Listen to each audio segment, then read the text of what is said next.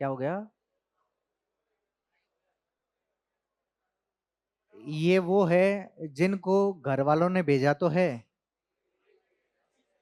लेकिन उनके भेजा में भेजा दे करके नहीं भेजा था।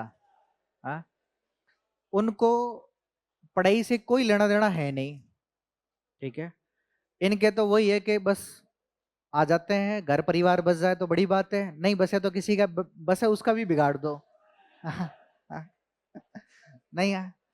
और जब ये टाइम निकल जाएगा, जब ये टाइम निकल जाएगा उसके बाद में ये जिंदगी भर इस बात को लेकर के रोएंगे कि काश हम उस समय पढ़ लेते। ये जब काश शब्द जुड़ जाएगा ना सामने, अभी क्या आप लोग जमीनी हकीकत पे हो नहीं, अभी क्या हमारे पैर हवा में कूद रहे होते हैं। उसका मुख्य कारण है कि घर से पैसा आ जाता है टाइम टू टाइम, इसलिए हमें इस बात का कभी भी एहसास नहीं होता कि पैसा बड़ा मुश्किल से आता है। आपने घर वालों को कहा, घर वालों ने पैसे डाल दिए, और उसके बाद में भी आपको जिस काम के लिए यहाँ भेजा गया था आपने उस काम को यूटिलाइजेशन नहीं किया, सही तरीके से पढ़ने का प्रयास नहीं किया। ठीक है, मैं हमेशा क्लास में मैंने कभी नहीं कहा होगा कि मेरी वजह से आपका सिलेक्शन होगा, मेरी वजह से नहीं होगा, ना किसी कोचिंग की वजह से होगा। धरती पर ऐसा कोई टीचर नहीं है जो आपका सिलेक्शन करवा के दे दे। आप अपने आप के सिलेक्शन के लिए खुद रेस्पॉन्सिबल हो, खुद जिम्मेदार हो कि आपका सिलेक्शन होगा या नहीं होगा, ये आप ही तय करोगे।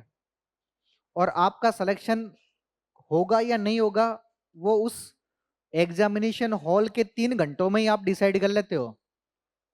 एग्जामिनेशन के उस 3 घंटों के बाद में जब आप उस गेट से बाहर निकल रहे होते हैं ना, आपको पता चल जाता है कि आपका सिलेक्शन होगा या नहीं होगा। ये बात फैक्ट है। अब की बार 3 या 4 तारीख के आसपास में जनवरी में नेट जेआरएफ का एग्जाम था। वैसे मेरी नेट क्लियर है, जेआरएफ क्लियर नहीं है। मैं अभी भी कोशिश करता हूं कि मेरी जेआरएफ क्या हो जाए। उसका मुख्य कारण यह है कि मेरे फर्स्ट पेपर में नंबर ही नहीं आते। जो 50 नंबर का पेपर है, 50 क्वेश्चन है, 100 नंबर का पेपर है, उसमें अपने नंबर आते नहीं है, क्योंकि अपने को मैथ आती नहीं, रीजनिंग ढंग की आती नहीं है, डीआई वीआई जो टॉपिक है वो आते नहीं है। उस वजह से मेरे हर बार जेआरएफ क्या हो जाता है, रुक जाता है। पिछली बार 3 नंबर से रुका, इस बार तो ज्यादा ही रुका है। हाँ, क्या ही बताऊं अब मैं। मतलब ऐसा वैल्यू है कि मेरे को खुद को बताने में शर्म आ रही है। हाँ, 30 से ज्यादा, 42 के आसपास नंबर क्या है जेआरएफ से कम रह गए हैं। हो जाता है, कोई जरूरी नहीं कि उसको लेकर के। हाँ, वो तो मैं यही सोचता हूँ कि अगली बार। हाँ, जिस टाइम मैं एग्जामिनेशन हॉल से निकला था ना, उस टाइम मेरे को निकलते एग्जाम पेपर सबमिट करने के उससे पहले ही पता चल गया था, अपन जब गोले भर रहे थे तभी। क्योंकि अपन ने पहले पेपर के गोले तो आंख मूंद करके भरे, जहां टिक लगे वो सही है। नेगेटिव मार्किंग थी नहीं, मैंने कहा जितने आए उतने तो ठीक ही है। हाँ, तो मुझे वहीं लग गया था कि अपना पेपर फिर क्लियर नहीं हो पाएगा।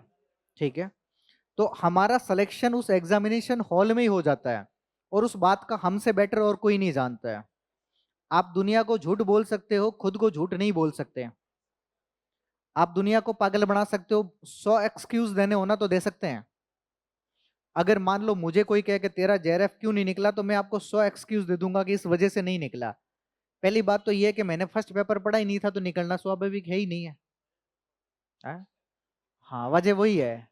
हाँ? तो मुख्य कारण यही होता है कि हम लोग उस सीरियसनेस के साथ नहीं जाते। अच्छा, मुझे जरूरत नहीं है कि निकल जाए तब भी ठीक है, नहीं निकले तब भी ठीक है, अपना काम उससे रुक नहीं रहा है। लेकिन फिर भी मन में है कि ऐसा होना चाहिए ना कि आगे ठीक है कि लोग कहे कि तूने जेआरएफ तो निकाला था, तो मैं बस उस निकालने के चक्कर में बैठा हुआ हूं कि वो निकल जाए। आईएएस का एग्जाम दिया 2018 में पहली बार। एग्जाम देने के बाद में मुझे पता चल गया कि अपना पीटी क्लियर है। कोई माइका लाल ताकत अपने पीटी को रोक नहीं सकती। अपने को मेंस की प्रिपरेशन पे फोकस करना चाहिए। लोग बाग ये सोच रहे होंगे कि आंसर की देखते हैं सिलेक्शन होगा या नहीं होगा, अपने को उसी समय पता था कि अपना सिलेक्शन हो जाएगा। 2019 में फिर आईएएस में पीटी दिया। अरे तालियां नहीं है, मैं तो कह रहा हूं उसकी बात समझना, आपके ऊपर लेना है इसको। 2019 में फिर आईएएस में का पीटी दिया। निकलने के बाद में एग्जाम से निकलने के बाद फिर पता चल गया कि अपना पीटी फिर क्लियर है, मेंस के लिए प्रिपरेशन करनी चाहिए। और मेंस देने के बाद में दोनों बार मुझे ये लग गया था कि अपने दोनों बार मेंस क्लियर नहीं होगा। अपना इंटरव्यू कॉल हो नहीं सकता है, क्योंकि अपने को जिस फ्लो में लिखना चाहिए था उस फ्लो में अपने से लिखा नहीं गया आंसर। कुछ सवाल छूट गए, मेंस में लिखने का जो आता है उसमें पोर्शन में छूट ही गए। अपने को उसी दिन पता चल गया था कि अपना सिलेक्शन नहीं होगा। घर वालों को क्या होगा, शांति रखो तुम, 3 महीने शांति रखो, रिजल्ट आएगा जब देखेंगे। लेकिन अपने आप से झूठ नहीं बोल सकते ना, दुनिया से आप झूठ बोल सकते हो। ये टाइम पढ़ने का टाइम है। ये टाइम वो टाइम पीरियड है जब आप अपनी लाइफ को बना सकते हो, अपनी लाइफ को बिगाड़ सकते हो। लेकिन इस टाइम की सीरियसनेस आपको नहीं है, क्योंकि अभी आप क्या है कि वो नए नए जो गुलाब होता है ना, वो नए नए गुलाब की पंखुड़ियां खिली है। और नया गुलाब, खिलता हुआ गुलाब है ना, सुगंधी ज्यादा देने का काम करता है। अपना भी सेम पोजीशन है, मतलब सेम प्रोसेस है, सेम पोजीशन है आपकी। आप भी उसी प्रोस्पेक्ट पे चल पड़े हो। अगर चाहते हो कि सिलेक्शन हो जाए, मैं फिर कह रहा हूँ गोल्डन चांसेस है, टाइम अच्छा है। दुनिया भर्ती आने के बाद में तैयारी करती है, आप भर्ती आने से पहले तैयारी कर रहे हो। तो आपका सिलेक्शन, आपका कोर्स कंप्लीट है। अब आपको सिर्फ रिवीजन करने की जरूरत है, अपनी राइट स्ट्रेटजी को बना करके देखने की जरूरत है, और टेबल बना करके टास्क लेकर के पढ़ो। जितनी औकात है उससे ज्यादा टास्क लो। आपसे ज्यादा मैं फिर पढ़ता हूँ घर पे, जितना आप लोग पढ़ते हो ना उससे ज्यादा मैं क्या करता हूँ, घर जाकर पढ़ता हूँ। मेरी गाड़ी में देख लेना, किताबें आपको भरी पड़ी मिलेगी। ऐसा नहीं है कि गाड़ी में किताबें नहीं होगी, होगी। 2 3 4 5 जो अच्छी लगती है वो पड़ी रहती है। 10 मिनट लगा तो 10 मिनट भी पढ़ लेता हूँ, 15 मिनट लगा तो 15 मिनट में भी देख ही लेता हूँ। अपना काम है पढ़ना, और मुझे इस बात को पता है कि मुझे इस प्रोफेशन में भी रहना है, तो पढ़ना बहुत जरूरी है। जिस दिन नहीं पढ़ूंगा उस दिन खत्म हो जाऊंगा। मैं अगर नई करंट अफेयर की चीजें नहीं पढ़ूंगा, किताबों को नहीं पढ़ूंगा, अलग अलग चीजें नहीं पढ़ूंगा, तो मैं फिर खत्म हूँ। और राजस्थान में मैं ज्योग्राफी पढ़ा रहा हूँ, मैं मतलब रिकॉर्ड भी हो रही है इस बात पे कह रहा हूँ, राजस्थान में ऐसा कोई सिंगल टीचर नहीं होगा जो ढंग का पढ़ाता है, मैंने उसका कोर्स लेकर के नहीं पढ़ा होगा। भले ही वो टीचर है, मेरे मन में ऐसा मैं होता ना कि मैं क्यों पढ़ूं इससे, मैं तो खुद पढ़ सकता हूँ किताबें ला करके। लेकिन मैं उसका पूरा कोर्स लेकर के पूरी क्लासेस एकदम रेगुलरिटी फास्ट स्पीड के साथ में पढ़ता हूँ। बस मैं ये देखना चाहता हूँ कि उसने किस लेवल पर मुझसे बेटर पढ़ा रखा है। जो चीजें पढ़ाई है ना, मुझसे ज्यादा डायग्राम भी अच्छा बनाया है, तो कौन सा बनाया है। तो जरूरी थोड़ी ना कि मैं जो पढ़ा रहा हूँ वो एकदम मेरे से अच्छा कोई नहीं पढ़ा सकता होगा। लेकिन मैं देखता हूँ कि अच्छा ये व्यक्ति ठीक पढ़ा रहा है, इसका ये डायग्राम अच्छा है, इस डायग्राम को अपने नोट्स में क्या करना चाहिए, शामिल एड ऑन करना चाहिए। तो मैं उस मोड पे हमेशा काम करता हूँ। और अपनी लाइन हर बार कॉपी पेस्ट नहीं मिलती, अलग अलग ही मिलती है। कभी ये लिखा हुआ मिलेगा ना, अगली बार वो लिखा हुआ मिलेगा। और हर बार एक टीचर का कोर्स पढ़ने के बाद में मैं दूसरे टीचर का जरूर लेकर रखता हूँ।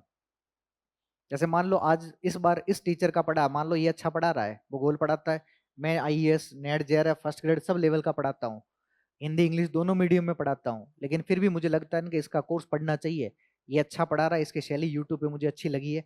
चाहे टीचर का नाम हो चाहे टीचर का नाम नहीं हो, मैं फिर भी उसका कोर्स लेके पढ़ता हूँ। क्योंकि मुझे पता है कि नहीं पढ़ेंगे तो खत्म हो जाएंगे।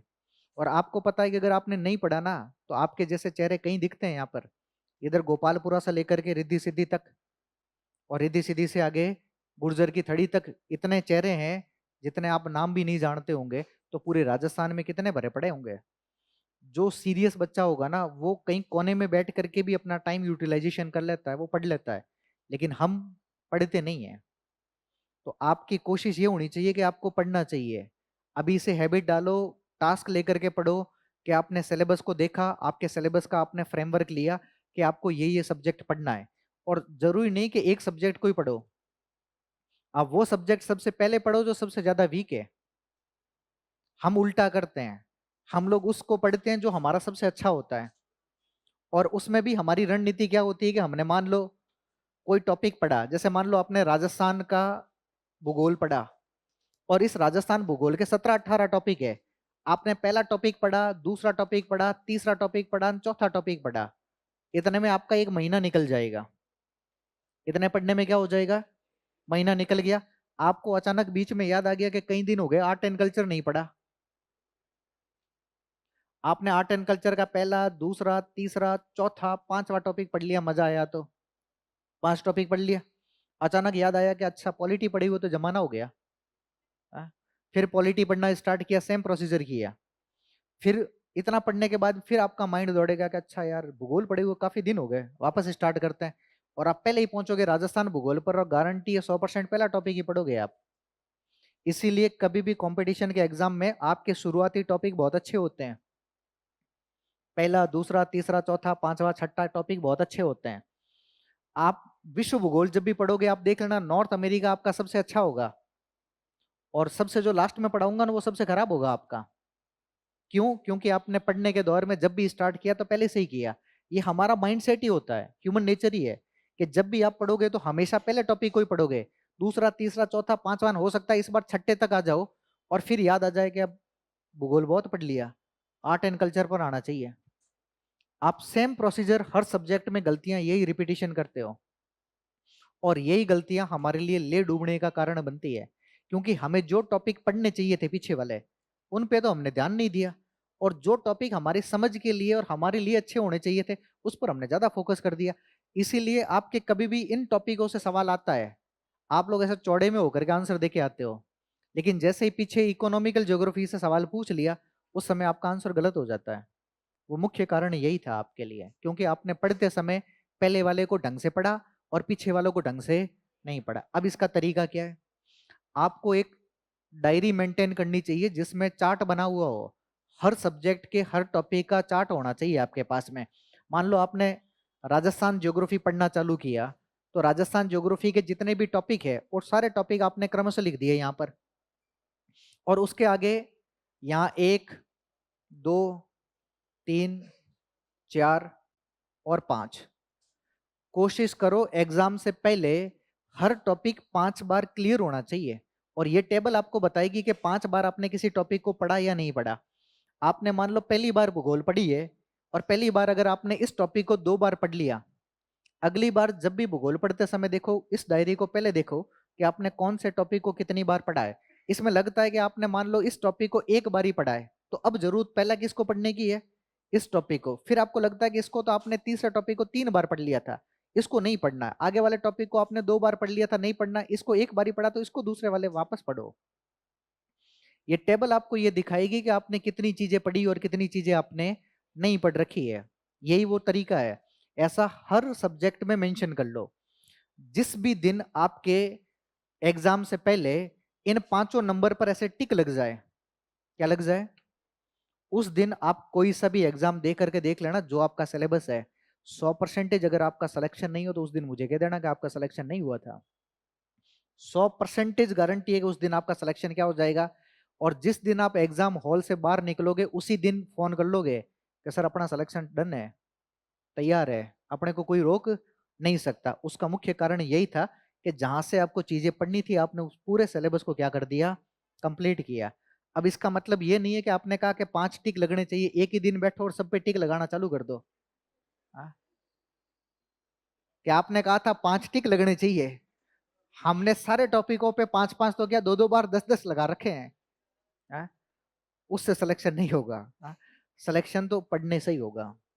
तो ये ऑनेस्टी है आपकी, है कि आप कितना पढ़ोगे और कितना नहीं पढ़ पाओगे। क्लियर है?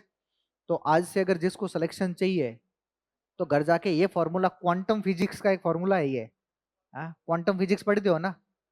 हाँ, टेक्नोलॉजी में काम आती है, क्वांटम फिजिक्स है, स्पेस टेक्नोलॉजी वगैरह में, ये उसका फॉर्मूला है कि स्पेस टेक्नोलॉजी के माध्यम से कैसे सफलता मिल पाए आपकी, है ना? लिखना है इसमें।